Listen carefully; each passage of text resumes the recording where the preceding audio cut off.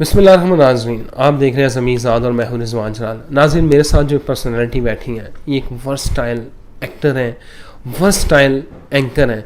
और नाज़रीन, ये जो एक वो एक्टिंग वाली जो भट्टी होती है जिससे लोग सीख के गुजरते हैं, ये उस भट्टी से इन्होंने वो जो आग का दरिया है वो इन्होंने पार किया और फिर ये आगे आई।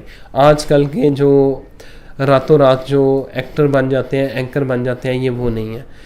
इन्होंने बहुत सारे ड्रामों में अपने अदाकारी के जौहर दिखाए और अपने आप को मनवाया इस मुकाम तक पहुंचने पे। जी, मेरे साथ मौजूद है जवेरिया। कैसी हैं जवेरिया? अस्सलाम वालेकुम जी, मैं बिल्कुल ठीक हूँ। आप कैसे हैं? Thank you very much for your time. सबसे पहले तो बहुत मुबारक हो, आपका नया शो शुरू हो चुका है यूट्यूब पे। और मैं सबसे कहूँगी कि ज़रूर सब्सक्राइब करें, फॉलो करें और देखते रहें इनका शो, क्योंकि बहुत मज़े का होता है। मैंने आपके कुछ इंटरव्यूज़ देखे। Thank you very much. Thank you Javeria.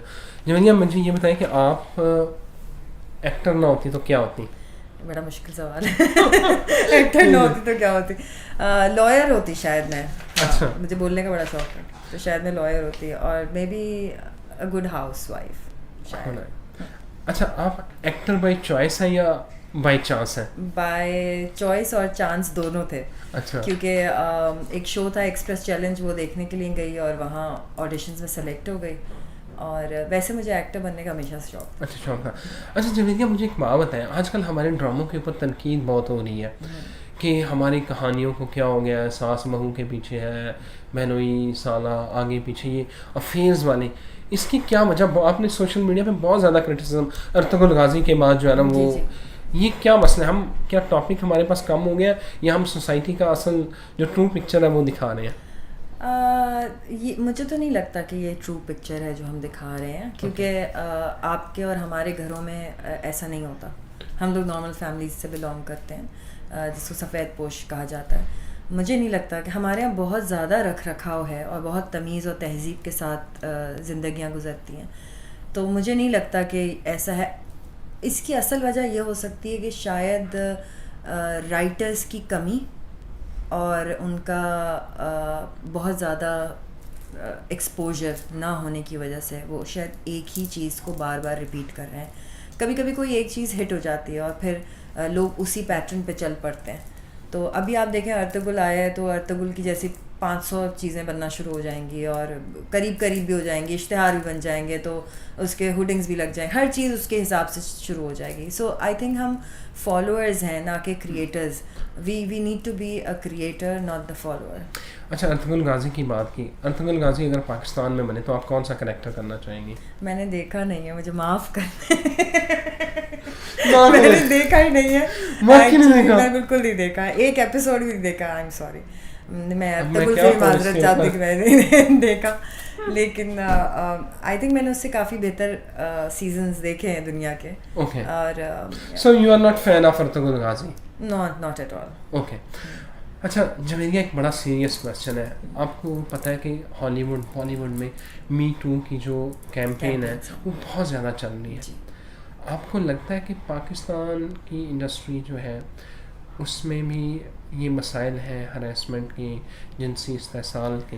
I am sure होंगी, लेकिन अल्लाह का बहुत करम है कि कभी मैंने फेस नहीं की। क्योंकि जब मैं इंडस्ट्री में आई तो मैं 17 साल की थी और अच्छी बात ये थी कि I was married at that time.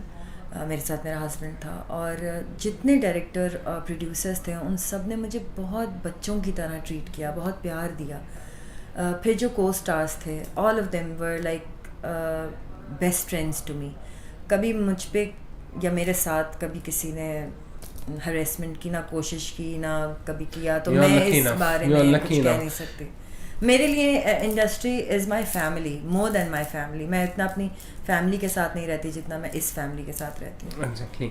अच्छा ये बताएं कि क्या हमारी शोबिज़ इंडस्ट्री में जो लड़कियाँ आना चाहती हैं कंप्रोमाइज़ करने पड़ते हैं नए आने वाली लड़कियों? देखें, मैं आपको बताऊँ सर, अगर कोई कपड़ा बुनता है ना, तो अगर वो बुनाई में अच्छा है तो उसको किसी के सहारे की ज़रूरत नहीं है।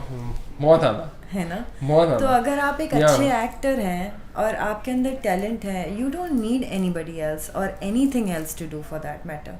आप अपना हुनर पेश करें, आपको कुछ और पेश करने की ज़रूरत नहीं। That's what I believe, because मेरे साथ यही हुआ। मेरी बेटी इंडस्ट्री में, मेरी बहन इंडस्ट्री में, मेरी आधी फैमिली इंडस्ट्री, मेरी फुप्पी हैं, मेरी कज़न्स हैं, मेरा पूरा आधा ख़ानदान मेरा इंडस्ट्री में है। और अल्लाह का बहुत करम है कि कईयों घरों को इस इंडस्ट्री ने पाला है हमारे, और कभी ऐसी कोई बात नहीं हुई।